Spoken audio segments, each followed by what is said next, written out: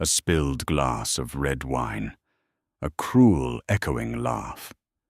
When a wealthy customer demanded the scarred waitress be hidden away to spare her appetite, Harper thought her life had officially hit rock bottom. She never expected the quiet man in the corner booth to stand up and change her life forever. The morning mirror was never Harper Jenkins's friend. Every day began with the same agonizing ritual, the heavy, thick foundation, the setting powder, the careful blending that never truly worked. The scar covered the entire left side of her jaw, crawling down her neck and disappearing beneath the collar of her uniform. It was an angry, textured map of raised keloid tissue, a permanent souvenir from a house fire 20 years ago when she was just 6 years old. She had dragged her baby sister Lily from the blazing nursery, leaving her own face pressed against a burning support beam in the process. Harper didn't regret it. Lily was a healthy, vibrant college student now studying physical therapy. But the world didn't see the heroism. The world only saw the damage. At 26, Harper was exhausted.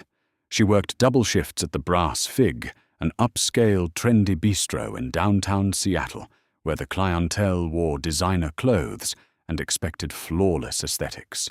The restaurant's polished mahogany floors, dim amber lighting, and expensive floral arrangements created an atmosphere of exclusive perfection. Harper, with her scarred face, was the glaring imperfection.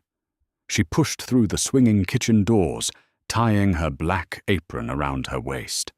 The chaotic symphony of clanking pans and shouting line cooks immediately enveloped her. "Jenkins, you're on Section 4 today." Gideon Fletcher, the floor manager, snapped without looking up from his clipboard. Gideon was a sharply dressed, hyper-anxious man who treated the restaurant's Yelp rating like a holy text. He had never liked Harper. He tolerated her only because she was the most efficient, tireless worker he had, willing to take the grueling weekend closing shifts no one else wanted. "Section 4, Harper asked, a knot forming in her stomach. "But that's right by the kitchen doors. The draft is terrible, and the tables are tiny. I usually work the window booths." Gideon finally looked at her, his eyes doing what everyone's eyes did, darting to the left side of her face before snapping back to her eyes widened with a flash of discomfort. "We have a VIP reservation coming in for the window booths. Evelyn Crawford and her associates. I need my most presentable staff up front. Just take Section 4, Harper. Don't make this a thing." Harper swallowed the bitter taste of humiliation. Most presentable. It was the polite corporate way of calling her ugly.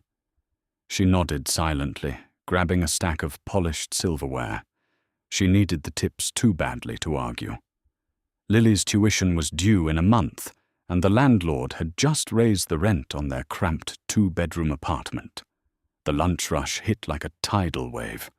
For 2 hours, Harper moved like a machine, balancing heavy trays of roasted duck and truffled risotto, refilling water glasses and plastering a polite, professional smile on her face. She ignored the lingering stares from the tables. She ignored the way a mother pulled her child a little closer as she walked by. She had spent a lifetime building an armor of emotional detachment. Around 1 o'clock, the atmosphere in the restaurant shifted.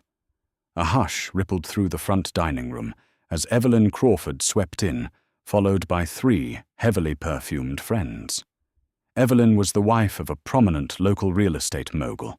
She wore a tailored cream-colored pantsuit, a heavy diamond tennis bracelet catching the ambient light, and an expression of perpetual disdain. Evelyn's reserved window booth wasn't ready. A couple was still lingering over their espresso. Gideon, sweating profusely, rushed to intercept the wealthy socialite. "Mrs. Crawford, so sorry for the slight delay. If you wouldn't mind taking a seat at table 12 just for a moment, I will personally clear the window booth for you." Table 12 was in Harper's section. As Evelyn and her entourage sat down, Harper took a deep breath, grabbed a pitcher of iced water, and approached the table. "Good afternoon, ladies. Welcome to the Brass Fig. Can I start you off with some sparkling water, or perhaps a cocktail while you wait?" Evelyn turned to answer, but the words died in her throat. She recoiled physically, pressing herself back into the leather booth. Her gaze locked onto Harper's neck and jaw. The disgust on her face was so raw, so unfiltered, that it felt like a physical blow to Harper's chest. "Oh my God!" Evelyn gasped, her hand flying to her chest. She looked at her friends, who were staring at Harper with equal parts shock and morbid curiosity. "What happened to your face?" "It's a burn scar, ma'am," Harper said evenly, holding the heavy water pitcher steady, despite the sudden tremor in her hands. "Can I get you ladies something to drink?" I can't look at that," Evelyn said, her voice rising in panic. She waved a perfectly manicured hand at Harper, as if shooing away a stray dog. "It's completely unsanitary. Are you sure you don't have an infection? This is a high-end restaurant, not a freak show." "Evelyn, shh," one of her friends whispered, though she kept her eyes glued to Harper's skin. "I won't be shushed. I pay hundreds of dollars for a meal here, and I expect an appetizing environment," Evelyn snapped. She raised her voice, snapping her fingers sharply in the air. Manager, get over here right now." Gideon sprinted over his face, pale. "Is there a problem, Mrs. Crawford?" "Yes, there is a problem," Evelyn sneered, pointing a sharp acrylic nail directly at Harper. "I come here to relax, Gideon, not to lose my appetite. Get her away from our table. In fact, get her out of my sight completely. It's revolting." Harper stood frozen. The ambient noise of the restaurant seemed to fade away, leaving only the ringing in her ears and the burning flush of shame creeping up her unscarred cheek. She waited for Gideon to say something, anything to defend her. She was a human being. She was an employee who had never missed a shift in 3 years. Instead, Gideon turned to Harper, his jaw tight. "Harper, put the pitcher down. Go to the kitchen. Now." "Gideon, Harper's voice broke. "Now, Harper," he hissed. "You're upsetting the guests." Harper placed the cold pitcher on the table, the glass clinking loudly against the wood. She turned and walked away, her spine rigid, feeling the eyes of half the restaurant boring into her back. Once she pushed through the kitchen doors, she ducked into the dry storage pantry, hiding behind towering racks of canned tomatoes and flour sacks. In the dim light of the pantry, Harper pressed her face into her hands. A single hot tear escaped, tracking down her scarred cheek, stinging the sensitive tissue. She hated herself for crying. She hated Evelyn Crawford. But most of all, she hated the suffocating reality that hard work and a good heart meant nothing in a world obsessed with a flawless surface. Harper spent the next 30 minutes in the back, mechanically rolling silverware into cloth napkins. Her hands moved in a blur, but her mind was trapped in the dining room, replaying Evelyn's cruel words over and over. Every time the kitchen doors swung open, she heard snippets of laughter and clinking glasses. She felt like an exile in her own workplace. Suddenly the pantry door swung open. Gideon stood there looking frantic and irritated. "Jenkins, we are drowning out there. 2 waiters just got triple-seated, and the patio is packed. I need you back on the floor." Harper looked up, her eyes slightly red. "You told me to stay out of sight." "I told you to stay away from the window booths," Gideon corrected sharply. "Just work the back corners. Don't go near Mrs. Crawford. Table 14 just sat down. Single diner. Go get his drink order, and for God's sake, keep your head down." Harper wiped her hands on her apron, took a deep breath to steady her erratic heartbeat, and pushed back out into the dining room. Table 14 was tucked into the darkest corner of the restaurant, shielded by a large potted ficus. A man sat there alone. He looked to be in his late 30s, dressed in a sharp, tailored navy suit without a tie. He wasn't looking at his phone or reading a menu. Instead, he was quietly observing the room, his dark eyes sharp and analytical. He exuded an aura of calm, quiet authority that made him stand out amidst the chaotic lunch rush. Harper approached, keeping the right side of her face, turned toward him, as much as possible, an old, exhausting habit. "Good afternoon, sir. Welcome to the Brass Fig. My name is Harper. Can I get you something to drink?" The man turned to look at her. Harper braced herself for the inevitable flinch, the widening of the eyes, the rapid shift in demeanor. But it never came. He looked directly at her, taking in her eyes the severe burn scar on her jaw, and back to her eyes, without a single flicker of pity or revulsion. His expression remained warm and perfectly level. "I'll just have a black coffee, please, Harper, and a glass of tap water," he said. His voice was deep, smooth, and incredibly polite. "Right away, sir. Do you need a few minutes with the menu? I think I already know what I want. The grilled salmon medium with a side of asparagus." He offered a small, genuine smile. "It's a busy afternoon for you." "We're managing," Harper said softly, a tight, grateful knot forming in her chest. It had been a long time since a stranger had looked at her simply as a person. "I'll have your drinks right out." As Harper walked toward the beverage station, she inevitably had to pass near the center aisle.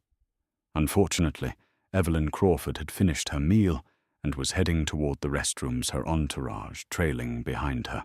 Harper hugged the edge of the aisle, holding a tray with the man's coffee and a pitcher of water, pressing herself against a pillar to let Evelyn pass. But Evelyn wasn't paying attention. She was looking over her shoulder, laughing loudly at something her friend had said. As she turned back around, Evelyn stepped directly into Harper's path. Harper tried to pivot, but the heavy tray shifted. Evelyn's expensive Chanel handbag swung outward, colliding hard with the edge of Harper's tray. Gravity took over. The tray tilted aggressively.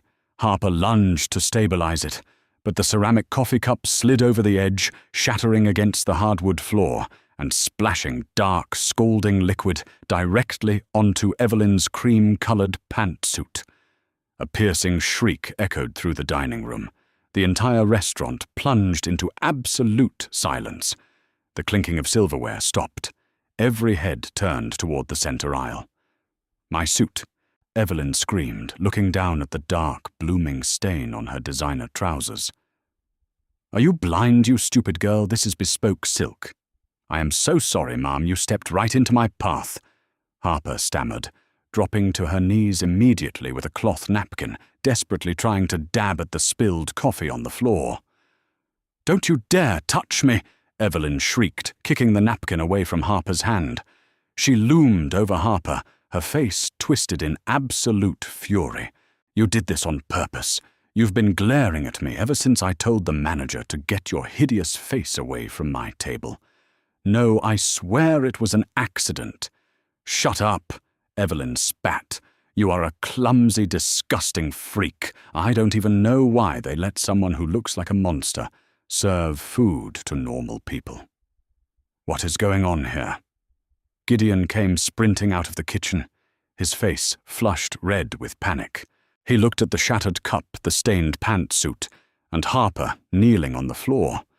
"Your little monster just ruined a $4,000 suit," Evelyn yelled, pointing a trembling finger at Gideon. "I want her fired. Right now. If she isn't fired by the time I walk out those doors, my husband will ensure this restaurant's reputation is buried. We will ruin you." Gideon didn't even hesitate. He didn't ask what happened. He didn't look at the angle of the spill or listen to Harper's side of the story.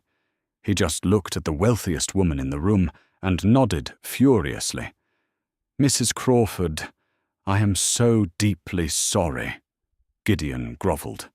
He turned to Harper, his eyes cold and devoid of any empathy. "Harper, you're done. Go to the back, pack your things, and don't come back. You're fired." Harper froze on her knees among the shards of broken ceramic.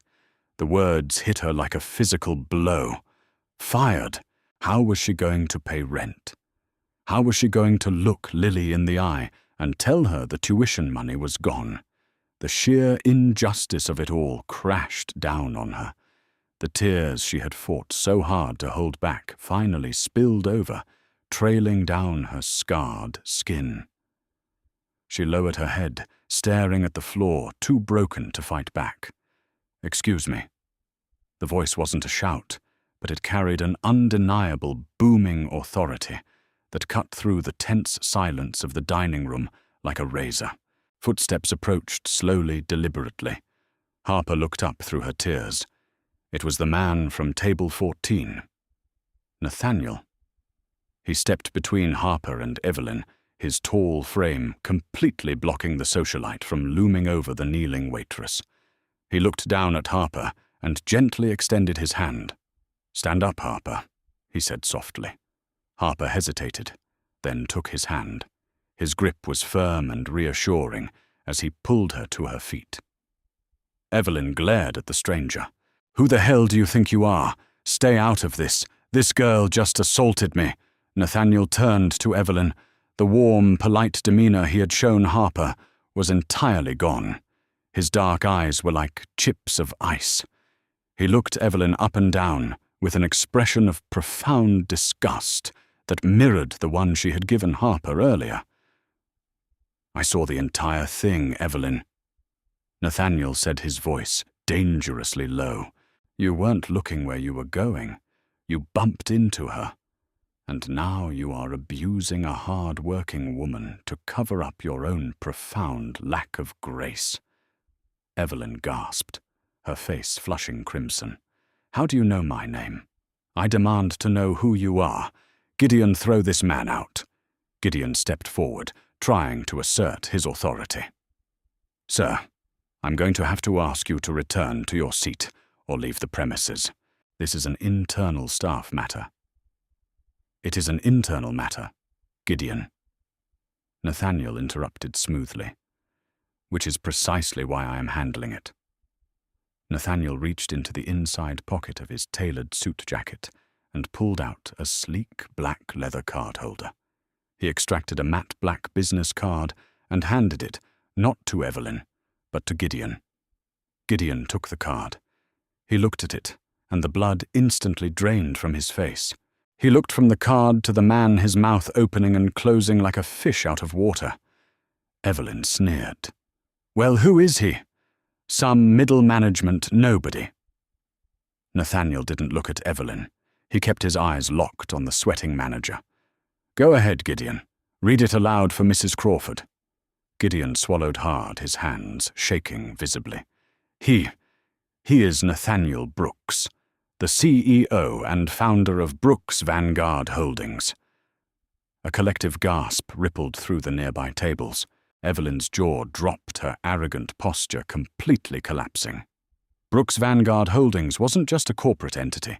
They were the primary investment group that owned the Brass Fig and a dozen other luxury restaurants across the Pacific Northwest. More importantly, to Evelyn, Nathaniel Brooks was the primary venture capitalist, funding her husband's latest desperate commercial real estate development. Her husband had spent the last 6 months begging for a meeting with him. "Mr. Brooks." Evelyn stammered, her voice suddenly trembling. I had no idea. You must understand she ruined my suit, and I understand perfectly, Mrs. Crawford." Nathaniel cut her off, his voice echoing in the dead, silent room. "I understand that you believe your bank account affords you the right to treat human beings like dirt beneath your shoes. I understand that you look at a woman who wears a badge of extraordinary survival and see only a target for your own miserable insecurities." He took a step closer to Evelyn, and she instinctively shrank back. "You will leave this establishment immediately," Nathaniel commanded. "You are permanently banned from this restaurant and every other property my company owns. Furthermore, I will be having a very detailed conversation with your husband this afternoon regarding his pending funding." I prefer not to do business with families who lack basic human decency. Evelyn burst into tears, turning on her heel and practically running for the exit, her friends scurrying after her like frightened mice. Nathaniel slowly turned his attention to Gideon, who looked like he was about to faint. "Mr. Brooks, Gideon stammered, sweat pouring down his forehead. "I was just trying to keep the customer happy. You know how it is in hospitality." "I know," Nathaniel said quietly. "The true hospitality requires a spine, and it requires leadership. You displayed neither today. You didn't just fail to protect your employee, you actively participated in her degradation." Nathaniel straightened his suit jacket. "Pack your office, Gideon. You're fired." Gideon's jaw slacked. The clipboard slipped from his sweaty fingers, clattering loudly onto the hardwood floor. He opened his mouth to protest, to offer some pathetic excuse, but one hard, unforgiving look from Nathaniel Brooks silenced him completely. Without another word, Gideon turned and practically sprinted toward the back office, his career at the Brass Fig officially over. The dining room remained locked in a stunned, breathless silence. Nathaniel slowly turned his attention back to Harper, his imposing, icy corporate demeanor softening instantly. "Are you all right, Harper?" he asked, his voice returning to that smooth, grounding cadence. Harper was still trembling, staring at the shattered ceramic at her feet. I don't know. I've never seen anything like that. Why did you do that? You didn't have to step in." "I had every obligation to step in," Nathaniel replied gently, steering her away from the spilled coffee and signaling for a busboy to clean the mess. "A business is only as good as the people who run it, and watching a dedicated employee be abused for something completely out of her control is entirely unacceptable." He guided her toward a quiet, velvet-lined booth near the back of the restaurant, far from the prying eyes of the lingering lunch crowd. "Sit," he insisted softly. Harper slid into the booth, her mind racing. "Mr. Brooks, I appreciate what you did, but I really need this job. My sister Lily, she's a physical therapy student at the University of Washington. Her tuition is due in 3 weeks. Without my tips, we are going to lose our apartment." Nathaniel leaned back, studying her face. He didn't avoid the scar. He looked at it with a profound, quiet respect. "You won't lose your apartment, Harper. In fact, I have a proposition for you." He pulled a sleek silver pen from his pocket and tapped it thoughtfully against the mahogany table. "I didn't just come here today for the salmon. I've been conducting unannounced audits of my properties all month. The Brass Fig has been bleeding excellent staff for a year. Gideon's turnover rate was atrocious. Now I know why." Harper nodded slowly. "He managed through fear. He cared more about aesthetics than the actual service." "Exactly," Nathaniel said, leaning forward, resting his forearms on the table. "But every time I looked at the shift logs, your name was there. Double shifts, weekends, holidays. You know this restaurant better than anyone.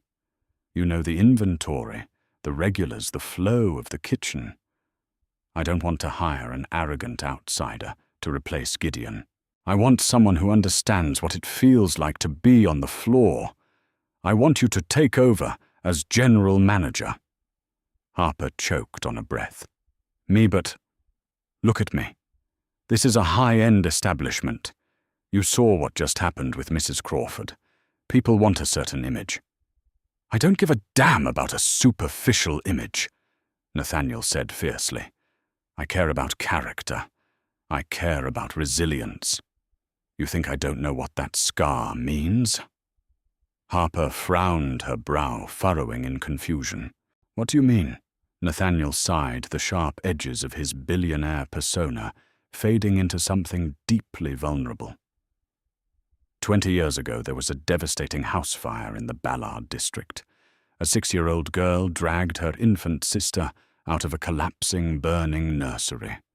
It made the front page of the Seattle Times. Harper's heart pounded against her ribs.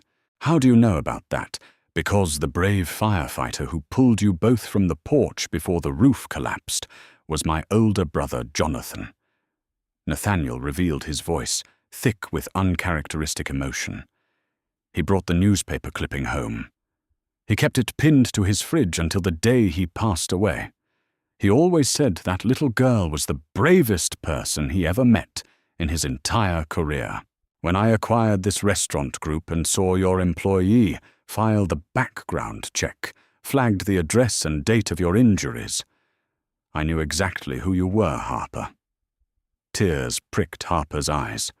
For 20 years she had carried the physical trauma of that night, believing the world only saw her as a damaged tragedy.